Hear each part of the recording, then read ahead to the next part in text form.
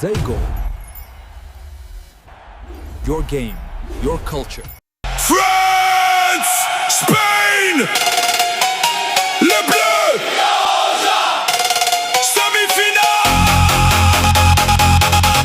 European derby, the battle of the Pyrenees. Le Bleu, La Roja, super classic. ስፔን ቤልጂየምን በማሸነፍ ወደ ግማሽ ፍጻሜው አልፋለች። በግማሽ ፍጻሜው ደግሞ ከጎረቤቷ ፈረንሳይ ጋር ትገናኛለች። የሁለቱ ሀገራት መገናኘት ደግሞ ከወዲሁ ትኩረትን ስቧል። ስፔንና ፈረንሳይ በግማሽ ፍጻሜው መገናኘታቸውን ተከትሎ በርካታ አዳዲስ ጉዳዮችም እየተሰሙ ይገኛል። ፈረንሳይ የ2024ቱን የአውሮፓ ዋንጫ ሽንፈት ለመበቀል ወደ ሜዳ እንደምትገባ ቢገለጽም ስፔኖች ደግሞ የ2024ቱን ድላቸውን ለማስቀጠል ወደ ሜዳ እንደሚገቡም ይጠበቃል። የሁለቱ ሀገራት ግንኙነት በታሪክ ምን ይመስላል?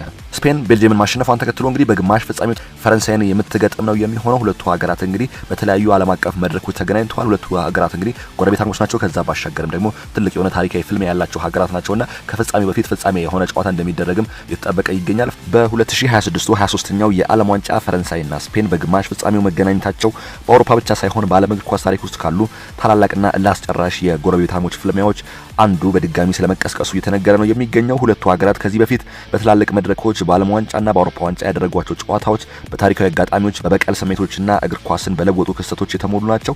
ዋና ዋናዎቹን ለየት ያሉ ታሪካዊ አጋጣሚዎች የምንመለከት ይሆናል። ከቅርብ ጊዜው ስንጀምር የ2024ቱ የአውሮፓ ዋንጫ የቅርብ ጊዜው የበቀል ጨዋታ እንደነበር እናስታውሳለን። ፈረንሳይ ለዘንድሮ ጨዋታ የምትገባው የቅሬታ ስሜትን ሰንቃ ነው። በጀርመን በተካሄደው የ2024ቱ የአውሮፓ ዋንጫ በግማሽ ፍጻሜ ሁለቱ ሀገራት ተገናኝተው ነበር። ታሪካዊ አጋጣሚውን እንመለከታለን። በወቅቱ እንግዲህ የ16 ዓመቱ ስፔናዊ ላሚን ያማል ከርቀት ያስቆጠራት አስደናቂ ግብና ዳኒ ኦልሞ ያስቆጠራት ግብ ስፔን 2-1 ፈረንሳይን አሸንፋ ወደ ቀጣዩ ዙር እንድታልፍ አድርጓት ነበር። ስፔን ፈረንሳይን ጥላ አልፋ ዋንጫውን ስታነሳ ያማል ደግሞ በዩሮ ታሪክ ትንሹ ጎል አስቆጣሪ በመሆንም ታሪክ ሰርቷል። እንግዲህ ይህ ጨዋታ በስፔን አሸናፊነት መጠናቀቁ በፈረንሳዮች በኩል የቁጣን ስሜት ቀስቅሶ እንደነበር እናስታውሳለን። ፈረንሳይ እንግዲህ በ2024 የአውሮፓ ዋንጫ ግማሽ ፍጻሜ ብቻ ነበር መጓዝ የቻለችው። ሆኖም ግን ስፔን ደግሞ የዋንጫው አሸናፊ ናት። ምናልባትም የቅርብ ጊዜ ትውስታ መሆኑ ሁለቱ ሀገራት ግንኙነት መካከል ሌላ ትልቅ የሆነ ስሜት የሚፈጥር ጨዋታ ሊሆን ይችላል ተብሎ እየተገመተ ነው የሚገኘው። ሌላኛውን ታሪካዊ አጋጣሚ ስንመለከት ደግሞ የ2006 ዓለም ዋንጫ የዚዳን አልፎ ማለፍና የስፔን ትምህርትን እንመለከታለን። በዓለም ዋንጫው መድረክ እንግዲህ ካገኟቸው ጨዋታዎች እጅግ የማይረሳው በጀርመን የ2006 ዓለም ዋንጫ በ16 ዙር የተገናኙት ሁለቱ ሀገራት አጋጣሚንም እናነሳለን። ታሪካዊ አጋጣሚው እንግዲህ ይህንን ይመስል ነበር። ከጨዋታው በፊት የስፔን ጋዜጦች ዚነዲን ዚዳንን ልናሰናብተው ጥሮታ ልናስወጣው ነው በሚል ይፎክሩ ነበር። ምክንያቱም ዚዳን ከውድድሩ በኋላ እግር ኳስ እንደሚያቆም አስታውቆ ነበር። ይህ ጨዋታ ግን ውጤቱ የተለየ ነበር ማለት እንችላለን። ስፔን መሪ የነበረችበት ቢሆንም ፈረንሳይ እንግዲህ ከኋላ ተነስታ 3-1 አሸነፈች። የመጨረሻዋን ማሸነፊያ ግብ ደግሞ ዚዳን ራሱ አስቆጥሮ የስፔንን ተጫዋቾች መሬት ላይ ያጋደመ ያሳየው ክህሎት የስፔንን ጉዞ ከመግታት ባለፈ ለወጣቶቹ ዣቪ፣ ቪያና ኢኔስታ ስብስብ ትልቅ የብስለት ትምህርት የሰጠም ነበር ማለት ይቻላል። እንግዲህ 2006ቱ የዓለም ዋንጫ በፈረንሳይ ከኋላ ተነስታ ያሸነፈችበት አጋጣሚ ለፈረንሳይ ትልቅ ድል ቢሆንም ለስፔን ግን ትልቅ ትምህርት ያገኘችበትና ትልቅ የቁርሾ ምንጭ የሆነ ጨዋታ እንደነበር ይታወሳል ማለት ነው። የአጋጣሚ እንግዲህ ሁለቱ ሀገራት ያገናኝ ትልቅ መድረክ ጨዋታ ነበር ማለት ነው። ሌላኛው ደግሞ የ1984ቱ የአውሮፓ ዋንጫ ነው። የፕላቲኒ ድንቅ ብቃትና የበረኛው ስህተት የታየበት ጨዋታ ነበር። ፈረንሳይ የመጀመሪያውን ትልቅ ዓለም አቀፍ ዋንጫ ያነሳችው ስፔንን ፍጻሜ ላይ አሸንፋ ነው። ታሪካዊ አጋጣሚው ይህንን ይመስል ነበር። በፈረንሳይ አስተናጋጅነት በተደረገው የ1984ቱ ዩሮ ፍጻሜ ፈረንሳይ 2-0 አሸንፋለች። በዚህ ጨዋታ ላይ ፈረንሳዊ ሚሼል ፕላቲኒ በቅጣት ምት ያስቆጠራት ግብ የስፔኑ ግብ ጠባቂ ሉዊስ አልኮናዳ በብብቱ ስር ያሳለፋት ታሪካዊ ስህተት ዛሬም ድረስ በእግር ኳስ ታሪክ ውስጥ በክፉ ይታወሳል። ፕላቲኒ በዚያ ውድድር 9 ጎሎችን አስቆጥሮ የነበረ ሲሆን ይህም እስከዛሬ ያልተሰበረ የአውሮፓ ዋንጫ ከበወሰን ሆኖ ተመዝግቧል። እንግዲህ በዚህ ጨዋታ ላይ እንግዲህ ስፔን የተሸነፈችበት አጋጣሚ ነው። በ2012 የአውሮፓ ዋንጫም የስፔን ወርቃማ ዘመን የበላይነት የታየበት ነበር። በዚህ ወቅት እንግዲህ ስፔን በዓለም እግር ኳስ ላይ ፍጹም የበላይነት በነበራት ወርቃማ ዘመን የቲኪታካ ዘመን ነበር። ፈረንሳይ በሩብ ፍጻሜው ተገናኝተው ፈረንሳይን አሸንፋለች። ውጤቱም እንግዲህ ስፔን በዣቢ አሎንሶ 2 ግቦች ፈረንሳይን 2-0 በማሸነፍ በቀላሉ አልፋለች። ይህ ጨዋታም ስፔን በፈረንሳይ ላይ የነበራትን የታሪክ ፍርሃት ወይም ያልሸነፍ ባይነት አባዜ ሙሉ በሙሉ የሰበረችበት አጋጣሚ ነበር። እንግዲህ ለየት ያሉ ታሪካዊ ክስተቶችና አጋጣሚዎችን ስንመለከት ደግሞ የላሊጋ ተጽዕኖ እንመለከታለን። የሁለቱ ሀገራት ግንኙነት በክለብ ደረጃ በጣም የተሳሰረ ነው። የፈረንሳይ ብሔራዊ ቡድን ቁልፍ ተጫዋቾች እንደ ኪሊያን ኤምባፔ፣ ኦሬሊዮን ቹዋሜኒ፣ ኤድዋርድ ካማቪንጋና ፈርላን ሜንዲ ለስፔን ታላቅ ክለብ ሪያል ማድሪድ እንዲሁም አንቷን ግሬዝማን ለአትሌቲኮ ማድሪድ የሚጫወቱ በመሆናቸው የስፔን ተጫዋቾች አጫወትና ሚስጥር ጠንቅቀው ያውቃሉ። የዜግነት ጉዳይን ስንመለከት ደግሞ ዜግነታቸውን ቀይረው ለስፔን የተጫወቱ ተጫዋቾችንም እንመለከታለን። ለምሳሌ ዘላፖርቴ ኤንድ ኖርማል ፋክተር የተባለውን አጋጣሚ ማንሳት እንችላለን። አስገራሚው ታሪክ አጋጣሚ አሁን ስፔን ብሔራዊ ቡድን የመከላከል መስመር ምሰሶ የሆነው አይምሪክ ላፖርት እና ሮቢን ኖርማንድ እንግዲህ ሁለቱም ፈረንሳይ ውስጥ የተወለዱ ፈረንሳውያን መሆናቸው ይታወቃል። ላፖርት የፈረንሳይ ታችኛው ብሔራዊ ቡድን አምበል ጭምር የነበረ ቢሆንም በዋና ቡድን ባለመመረጡ ወደ ስፔን ዜግነቱን ቀይሯል። አገሬው ፈረንሳውያን የሆኑ ተከላካዮች ዛሬም ስፔንን ወክለው ትውልድ ሀገራቸውን ፈረንሳይን ይገጥማሉ ማለት ነው። ይህ የዘንድሮው 23ኛው የዓለም ዋንጫ የግማሽ ፍጻሜ ፍልሚያ እንግዲህ ፈረንሳይ የ2024ቱን የዩሮ ሽንፈት ለመበቀል የምታደርገው ስፔን ደግሞ በዓለም መድረክ ላይ ያላትን አዲስ የበላይነት ለማስከበር የምትጋጥምበት ትልቅ ታሪካዊ አጋጣሚ ተብሎ ተወስዷል ማለት ነው። ሁለቱ ሀገራት እንግዲህ ከወዲሁ ፍጻሜ የሆነ ጨዋታ ያደርጋሉ ተብሎ በስፖርት ቤተሰቡ ይጠበቃ ይገኛል ማለት ነው። እንግዲህ ዘንድሮ እያሳዩት ያለው ብቃት የሚገርም ነው። ስፔን እንግዲህ እስካሁን አንድ ጎል ብቻ የተቆጠረባት፣ ፈረንሳይ ደግሞ በአንጻሩ በርካታ ግቦችን እያስቆጠረች ነው የምትገኘውና የሁለቱ ሀገራት መገናኘት ምናልባትም ግማሽ ፍጻሜውን እጅግ ተጠባቂ አድርጎታል ማለት ነው።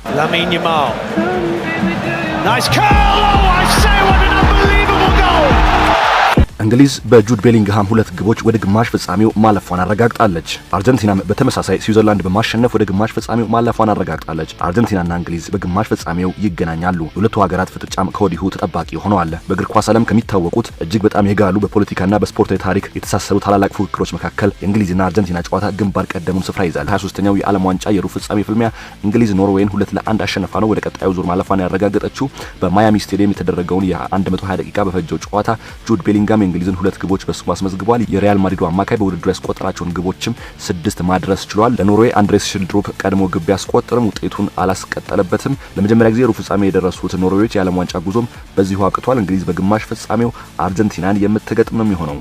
አርጀንቲናም በተመሳሳይ ስዊዘርላንድ በማሸነፍ ወደ ግማሽ ፍጻሜው አልፋለች። በ23ኛው የዓለም ዋንጫ አርጀንቲና ስዊዘርላንድን 3-1 በማሸነፍ ነው ወደ ግማሽ ፍጻሜው መሸጋገሯን ያረጋገጠችው። በካንሳስ ሲቲ ስቴዲየም በተደረገው ጨዋታ አሌክሲስ ማካሊስተር ለአርጀንቲና፣ ዳን እንዶይ ደግሞ ለስዊዘርላንድ ግብ አስቆጥረው መደበኛው 90 ደቂቃ 1-1 ተጠናቋል። ጨዋታው ወደ ጭማሪ 30 ደቂቃ ሲያመራ ዩሊያን አልቫሬዝ እና ላውታሮ ማርቲኔዝ አስቆጥረው ጨዋታው በአርጀንቲና 3-1 አሸናፊነት ተደምድሟል። በጨዋታው የስዊዘርላንዱ አጥቂ ብሪል ኢምቦሎ 72ኛው ደቂቃ ላይ በሁለት ቢጫ ካርድ ከሜዳ መውጣቱ ስዊዘርላንድን ዋጋ አስከፍሏታል። 2022 የኳታር ዓለም ዋንጫ አሸናፊው አርጀንቲና በግማሽ ፍጻሜው ከእንግሊዝ ጋር ትፋለማለች። ሲፍልሚያም እንግዲህ ከወዲሁ ተጠባቂ ሆነዋል። በእግር ኳስ ዓለም ከሚታወቁት እጅግ በጣም የጋሉ በፖለቲካና በስፖርታዊ ታሪክ የተሳሰሩ ታላላቅ ፉክክሮች መካከል የእንግሊዝና አርጀንቲና ጨዋታ ግንባር ቀደሙን ስፍራ ይይዛል። ሁለቱ ሀገራት በዓለም ዋንጫው መድረክ ሲገናኙ ተራ እግር ኳስ ጨዋታ ሳይሆን ታሪካዊ በቀል፣ ኩራትና ብሔራዊ ስሜት የሚንጸባረቅበት ታላቅ ጦርነት ነው የሚመስለው። ለዚህ የጋለ ፉክክር መሰረት የሆኑትን ዋና ዋና ታሪካዊ ዳራዎችንም የምንመለከት ይሆናል።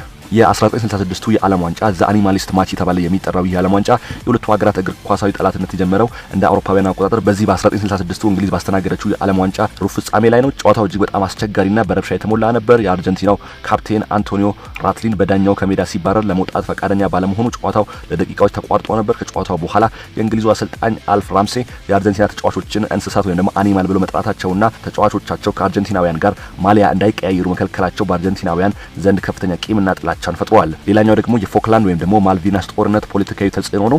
እንደ አውሮፓውያኑ አቆጣጠር በ1982 በእንግሊዝና በአርጀንቲና መካከል በፎክላንድ ደሴቶች ምክንያት የተቀሰቀሰው አጭር ግን ደም አፋሳሽ ጦርነት በሁለቱ ሀገራት መካከል ያለውን ግንኙነት ወደ ከረረ ፖለቲካዊ ጠላትነት ቀየረው። ይህ ጦርነት በቀጥታ ወደ እግር ኳስ ሜዳውም ተሻገረ። የ1986ቱ የሜክሲኮ ዓለም ዋንጫ የማራዶና የበቀል ምሽት ተብሎ ይታወቃል። ከጦርነቱ 4 ዓመታት በኋላ በ1986ቱ የዓለም ዋንጫ ሩብ ፍጻሜ ላይ ሲገናኙ ጨዋታው ከእግር ኳስ በላይ የሀገር ክብር ጉዳይ ነበር። ይህ ጨዋታ በዓለም እግር ኳስ ታሪክ የማይረሱ ሁለት እውነቶችንም አስተናግዷል። የእግዚአብሔር እጅ ሃንድ ኦፍ ጋድ ዲየጎ ማራዶና በእጁ በመንካት ያስቆጠራት ዳኛው ያሳለፋት ጎል እንግሊዛውያንን እስከዛሬ ድረስ የሚያናድድ የታሪክ ጠባሳ ጥሎባቸው አልፈዋል።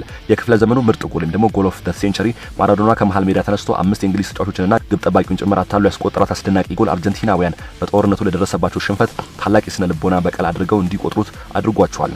የ1998ቱ የፈረንሳይ ዓለም ዋንጫ የዴቪድ ቤካም ቀይ ካርድም እንግዲህ ሁለቱ ሀገራትን ያወዛገበ ጉዳይ ነው። በሜክሲኮ ድራማ ካበቃ ከ12 ዓመታት በኋላ በ1998ቱ የዓለም ዋንጫ የጥሎ ማለፍ ጨዋታ ላይ በድጋሚ ተገናኙ። ጨዋታ 2-2 ተጠናቆ በአርጀንቲና የፍጹም ቅጣት ምት አሸናፊነት ቢጠናቀቅም የዕለቱ ትልቁ ክስተት የዲየጎ ሲሞኔ ድራማና የላቲን ብልጥነት ነበር። ዴቪድ ቤካም በሲሞኔ ላይ በሰራው ጥፋት በመሬት ላይ ሆኖ እግሩን በመሰንዘሩ ቀይ ካርድ አይቶ በመውጣቱ በእንግሊዝ እግር ኳስ ታሪክ ትልቅ ውዝግብ ፈጥሯል። የ2002ቱ የዓለም ዋንጫ የቤካም ማካካሻ በ2002ቱ የኮሪያ ጃፓን ዓለም ዋንጫ በምድብ ድልድል ተገናኝተው እንግሊዝ 1-0 ስታሸንፍ ብቸኛዋን ጎል በፍጹም ቅጣት ምት ያስቆጠረው ዴቪድ ቤካም ነበር። ይህ ድል ለእንግሊዛውያን የ1998ቱን ቂም መወጫና የቤካም ስም ማጠቢያ ሆኖ አልፏል። ይህ ፉክክር ሁልጊዜም የሚከተሉትን ስሜቶች ይዞ ይነሳል። የአውሮፓ ስልታዊነትና የላቲን አሜሪካ ጥበብ ፍልሚያ፣ የእንግሊዝ አካላዊ ጥንካሬና ቀጥተኛ ጨዋታ ከአርጀንቲናውያን ክህሎት ብልጠትና ስሜታዊነት ጋር ይጋጫል። የሜዳው ጦርነት ጨዋታው ከመጀመሩ ቀናት ቀደም ብሎ የእንግሊዝ ታብሎይድ ጋዜጦች የድሮን ፖለቲካና እግር ኳሳዊ ቂም በመቀስቀስ የጦርነት ያህል ያጋግሉታል። አሁን በዓለም ዋንጫው ግማሽ ፍጻሜ ላይ መገናኘታቸው የሁለቱን ሀገራት ደጋፊዎች ስሜት ጣሪያ ላይ እንደሚያደርሰው ጥርጥር የለውም። እንግሊዞች የድሮን ታሪክ ጠባሳ ለመሻርና በቀል ለመወጣት፣ አርጀንቲናውያን ደግሞ የበላይነታቸውን ለማስከበር ወደ ሜዳ ስለሚገቡ ጨዋታው የዓመቱ እጅግ አስደናቂና እልህ አስጨራሽ ፍልሚያ እንደሚሆን ይጠበቃል። ዛሬ ያዝንላችሁ ስፖርታዊ መረጃ ይህንን ይመስል ነበር። አብራችሁን ስለነበራችሁ እናመሰግናለን። ላይክ፣ ሼር፣ ሰብስክራይብ ማድረጋችሁን እንዳትረሱ።